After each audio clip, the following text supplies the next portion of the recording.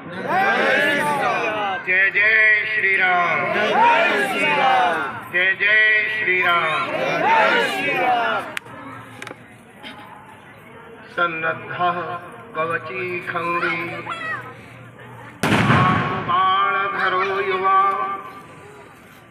गच्छन् मनोरथानश्च रामः पातु सलक्ष्मणः। आदरणीय मंच और समक्ष उपस्थित बंधुओं, जो सन्नद्ध है कवच और खंग से, जो चाप और बाण धारण करने वाले हैं, ऐसे श्री राम हमारी रक्षा करें। हम उनकी शरण में अपने अस्तित्व और अपनी अस्मिता की रक्षा के लिए जाते हैं, उनके शरणागत हैं। ऐसे श्री राम की जय हो। बंधुओं, 15 अगस्त 1947 को हमारा देश आजाद हुआ। गौरवशाली दिन था, हमें स्वतंत्रता मिली, लेकिन वो स्वतंत्रता का केवल एक पक्ष था, राजनीतिक स्वतंत्रता। ब्रिटिश शासन से सत्ता का हस्तांतरण। मानसिक रूप से, सांस्कृतिक रूप से हम स्वतंत्र नहीं हुए। शायद आजादी की लड़ाई लड़ते समय इस सांस्कृतिक स्वतंत्रता का स्वप्न ही हमारी कल्पना में नहीं था। हमने पूरा आंदोलन केवल इस बात पर लड़ा कि अंग्रेजों भारत छोड़ो,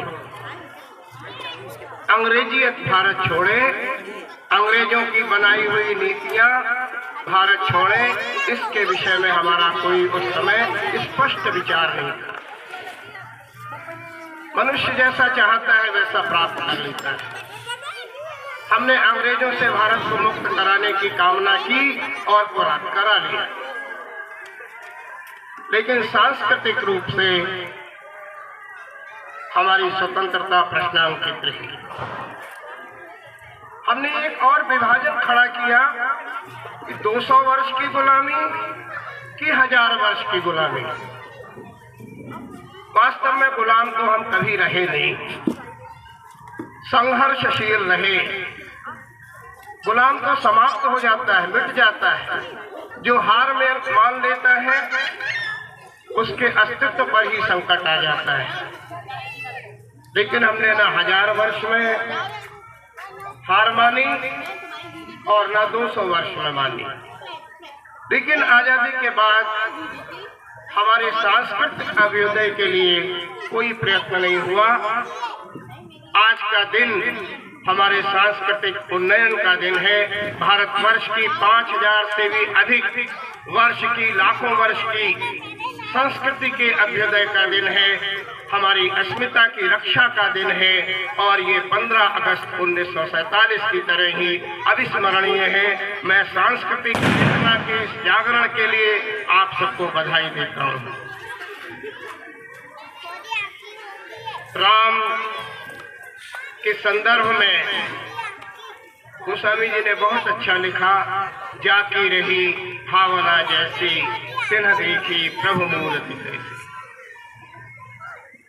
रामायण बहुत सारी है। राम कथा विदेशों तक, भारत तक अनेक रूपों में बिखरी हुई है। आपने सुना होगा किसी समय सहमत नामक संस्था ने एक प्रदर्शनी लगाई थी और राम और सीता को भाई बहन के रूप में दर्शा दिया था। बंधुओं, बड़ी विचित्र बात है कि जब हम अन्य धर्मों के संदर्भ में बात करते हैं तो उनके धर्म ग्रंथ को आधार बनाते हैं। जब हम हिंदू धर्म के संदर्भ में बात करते हैं तो हम विभिन्न धर्मों से इधर उधर से मैटर लाकर विचार करने लगते हैं। हमें सावधान रहना होगा। हमारे राम के 2 रूप हमारे समक्ष स्वीकृत हैं। एक रूप महर्षि वाल्मीकि ने रामायण में दिया है, दूसरा स्वरूप गोस्वामी तुलसीदास जी ने दिया है। रामायण के राम महामानव है, महापुरुष है। गोस्वामी तुलसीदास जी के राम परम ब्रह्म, परात्पर ब्रह्म है और मनुष्य भी है। आज हम जिस राम की पूजा करते हैं, जो हमारे लिए मार्गदर्शक हैं, जो हमारे रक्षक हैं, वे गोस्वामी तुलसीदास जी के राम हैं। और राम का जो स्वरूप गोस्वामी जी ने अंकित किया, वो आज की परिस्थितियों में हमारे लिए बहुत महत्वपूर्ण है। आज हम देखते हैं कि हमारा बेरोजगार युवा आत्महत्या कर रहा है। आत्महत्या की बाढ़ सी आई हुई है। बड़े बड़े अधिकारी, डॉक्टर, यहाँ तक कि उपदेशक तक आत्महत्या की ओर जा रहे हैं। राम के चरित्र से शिक्षा लेनी होगी। जीवन में जो कुछ मिले, सुख या दुख, समान भाव से स्वीकार करना होगा। प्रसन्नताम ज्ञानगताभिषेकः तथा ममले वनवास दुःखतः मुखाम्बुज श्री रघुनंदनस्य मे सदास्तु सा मंजुल मंगल प्रदा।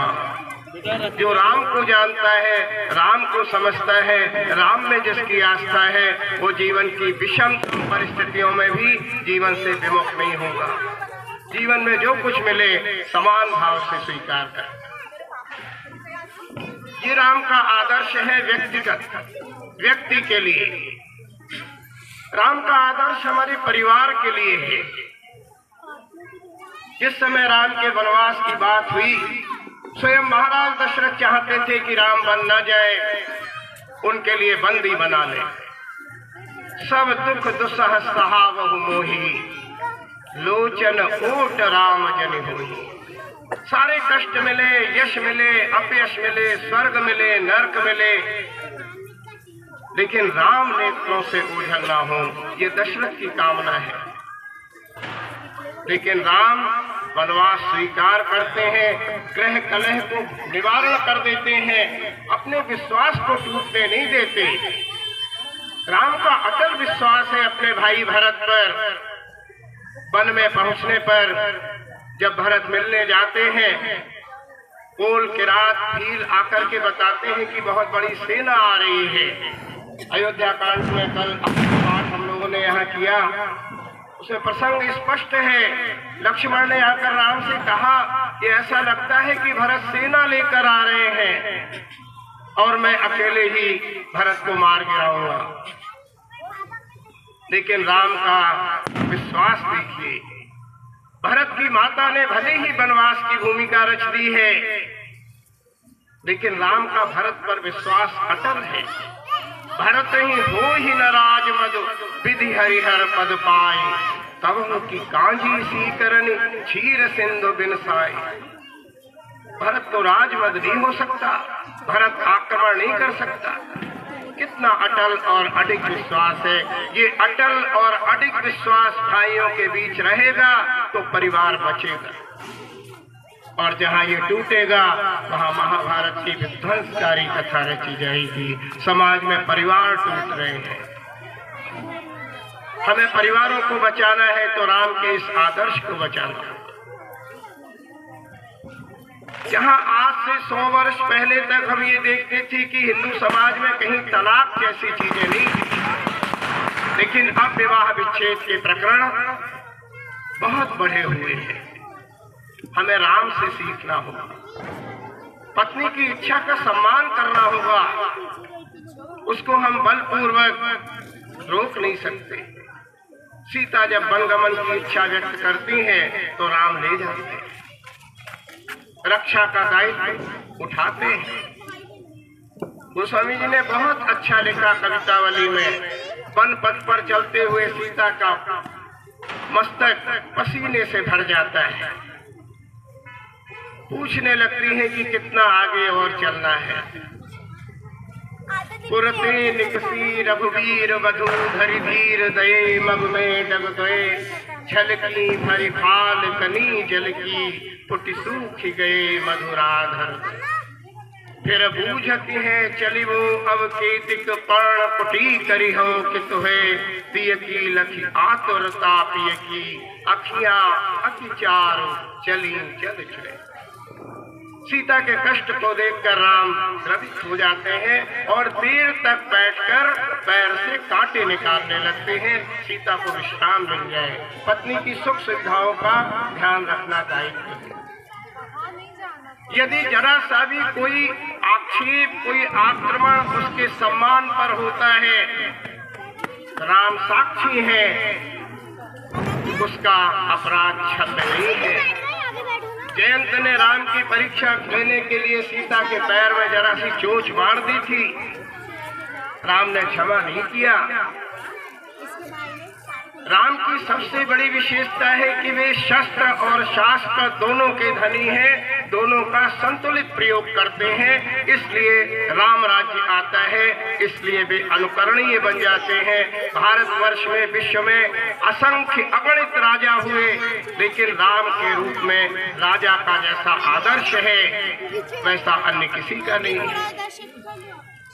राम के इस राजा के आदर्श में शस्त्र की बड़ी भूमिका है। लेकिन आज हम राम राज्य तो चाहते हैं। पूज्य महात्मा गांधी ने, बापू ने राम राज्य तो चाहा, लेकिन शस्त्रधारी राम को स्वीकार नहीं किया। कोदंडधारी राम स्वीकार नहीं है। बंधुओं, शस्त्र का अपना महत्व है, रक्षा का वही उपाय है। इसीलिए राजीव नयन धरे धनुषायक, भगत विपत्ति भंजन सुखदायक। रक्षा के लिए, समाज की रक्षा के लिए धनुष और बाण धारण करना होगा। राम की विशेषता है कि राम निर्भय है, भयभीत नहीं होते। हमारे आज के राजा लोग अपनी नीतियां बदल लेते हैं। विदेशों का दबाव है, विदेश नीति है, ये कूटनीति है, वो कूटनीति है, ऐसा हो जाएगा, वैसा हो जाएगा। लंबे समय तक हमने अपने ऊपर होने वाले आतंकवादी आक्रमणों का प्रतिकार इसी सब संशय से नहीं किया। लेकिन राम की नीति कहती है कि निर्भय रहो, और जो दुष्ट शक्तियां हैं, जो आक्रमणकारी शक्तियां हैं, उनसे लोहा लेने में भयभीत मत हो। पंचवटी में राम अकेले हैं और 14,000 राक्षसों का आक्रमण हो रहा है। लेकिन राम की छवि तो देखिए, गोस्वामी जी क्या लिखते हैं। चितवत मनहु मृगराज प्रभु, गजराज घटा निहारी के, कटि कसी निखंग, कमर में करकश बांध लिया है, धनुष बाण उठा लिया है, और उस शत्रुओं की सेना को देखकर रंच मात्र भी भयभीत नहीं है, बिना भयभीत हुए अपना कार्य करते हैं। ऐसे राम की छवि, ऐसे राजा राम की छवि आदर्श है, वो हमारे समाज के लिए प्रतिमान है। कितने दुर्भाग्य की बात है कि इस देश में जहाँ कण कण में राम रमे हैं, रमयति इति रामः, जो रमण करता है सब में वह राम है। जहाँ जन्म से लेकर मृत्यु तक राम है, व्याप्त है। अधिक कहने की आवश्यकता नहीं, आप सब जानते हैं। लेकिन उसी देश में ये एफिडेविट दे दिया जाता है कि राम मिथक है, राम कल्पना है, विडंबना है। इतिहास लिखने के लिए ये आवश्यक नहीं है कि यूरोपीय देशों ने इतिहास लिखने की जो पद्धति दी, हम हमारे ऋषि महर्षि, हमारे लेखक, हमारे कवि उसी दिशा से, उसी ढंग से इतिहास लिखें। हमारा अपना देश है, हमारा अपना देश है, हमारा अपना भोजन है, हमारी अपनी व्यवस्थाएं हैं। हम किसी का अनुकरण क्यों करेंगे? हमारे यहाँ इतिहास इसलिए नहीं लिखा जाता कि जो घटना घटी है उसका यथातथ्य यथावत वर्णन कर दिया जाए। पश्चिम कहता है, यूरोप कहता है कि इतिहास का अर्थ है जैसा हुआ ठीक वैसा ही लिखो। लेकिन हमारे यहाँ महाभारत इतिहास है, हमारे पुराण इतिहास है, और हमारे इतिहास लिखने की पद्धति है कि हम कुछ इस तरह से उसकी रचना करें कि घटना के साथ साथ क्या कमियां रह गई, क्या हुआ, क्या होना चाहिए, ये सब उसमें स्पष्ट हो जाए। हमारा ढंग है, हमारे ढंग से हमारी व्यवस्था चली, हमने इतिहास लिखा।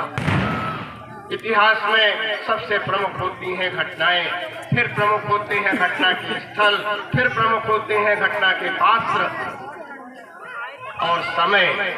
समय को लेकर भ्रम हो सकता है, अलग अलग तरह के समय राम के लिए दिए गए, लेकिन पात्रों को लेकर, घटनाओं को लेकर कहीं कोई भ्रम नहीं है, स्थानों को लेकर कोई भ्रम नहीं है। इसलिए ये स्वतः सिद्ध है कि राम मिथक नहीं है, राम ऐतिहासिक इतिहास पुरुष है, पुराण के ब्रह्म है, तो लोक के जीवन आधार है। दूसरा एक प्रश्न ये उठता है कि बहुत सारे मंदिर हैं, राम मंदिर की आवश्यकता क्या है? अस्पताल बन जाते, ये हो जाता, वो हो जाता। बंधुओं, 70 वर्ष से तो बना रहे थे अस्पताल, अभी भी जरूरत रह गई, और रह गई तो बनाओ ना। इतना टैक्स इकट्ठा होता तो है, राम मंदिर किसी सरकारी पैसे से बन रहा है क्या? अरे हमारे समाज का धन है, हमारी अस्मिता का निर्माण है, हमारे अस्तित्व की रक्षा का जागरण है। किसी को प्रश्न करने का प्रश्न क्या उठता है? विचार करिए, 100 साल, 125 साल पहले स्वामी विवेकानंद ने शिकागो के सर्वधर्म सम्मेलन में हिंदू धर्म की श्रेष्ठता का परचम लहराया था। हम उस समय गुलाम थे, लेकिन विवेकानंद ने शिकागो के उस सर्वधर्म सम्मेलन में इस देश के एक नरेंद्र ने उस समय इसको प्रमाणित किया कि विश्व के सारे धर्मों में, सारे मतों में हिंदू धर्म सर्वश्रेष्ठ है। पिछली पूरी शताब्दी, 100 वर्ष का लंबा समय भ्रांतियों में निकल गया। हमारी पहचान राजनीतिक रूप में महात्मा गांधी की अहिंसा से बनी, लेकिन विश्व में हमारा कोई आजादी के बाद महत्वपूर्ण स्थान नहीं हुआ। हमारी पहचान विदेशों में ताजमहल रहा, आगरा रहा, अयोध्या, मथुरा और काशी हमारी पहचान विदेशों में नहीं बने। ये गर्व का विषय है, गौरव का विषय है, हमारी अस्मिता के जागरण का विषय है कि आज विश्व के 63 देशों ने हमारे राम मंदिर में स्थापना के प्राण प्रतिष्ठा के इस महोत्सव को देखा है। अमेरिका में 3 लाख लोगों ने -5 डिग्री सेंटीग्रेड में बैठकर हमारे इस उत्सव को देखा है। आज फिर हमारी सनातन संस्कृति का ध्वज ऊंचा हुआ है। नरेंद्र से नरेंद्र तक आने में हमें 125 वर्ष लग गए, लेकिन हमारी संघर्ष की शक्ति अजेय है। हम विजय रथ पर एक बार फिर आगे बढ़ेंगे और हमारी उस कल्याण यात्रा में हमारे इस राम राज्य की स्थापना का, राम की प्रतिष्ठा का स्वप्न साकार होगा। आज इस अवसर पर हम केवल एक संकल्प लें कि राम के आदर्शों का पालन करते हुए हम अपने समाज से सामाजिक समरसता के स्वप्न को साकार करें। राम का जीवन भीलनी के भीड़ खाकर निषाद और भूख के साथ सद्व्यवहार करता हुआ, मित्रता का व्यवहार करता हुआ जिस तरह का वातावरण रचता है, गोस्वामी तुलसीदास सवर्ण और असवर्ण के भेद को भुलाकर भक्ति के जिस राजपथ पर पूरे समाज को एक साथ लाकर रखते हैं, खड़ा करते हैं, हम एक बार अपने समाज को फिर वहीं पर ले आए। हमारे दलित, असवर्ण, सवर्ण, ST, SC, OBC ये सारे विखंडन जो ब्रिटिश शासन की देन है और जो स्वतंत्र भारत की राजनीति ने भी पुष्ट किए हैं, ये समाप्त हो जाए। हमारा हिंदू जनमानस राम भक्ति के राजपथ पर एक हो जाए। शबरी और निषाद फिर राम के दरबार में आ जाए, राम फिर उन्हें अपने गले लगा ले। इसी में राम राज्य की सार्थकता है और इसी में इस प्राण प्रतिष्ठा का स्वप्न साकार होगा, इसकी सार्थकता सिद्ध होगी। इसी निवेदन के साथ बहुत बहुत धन्यवाद।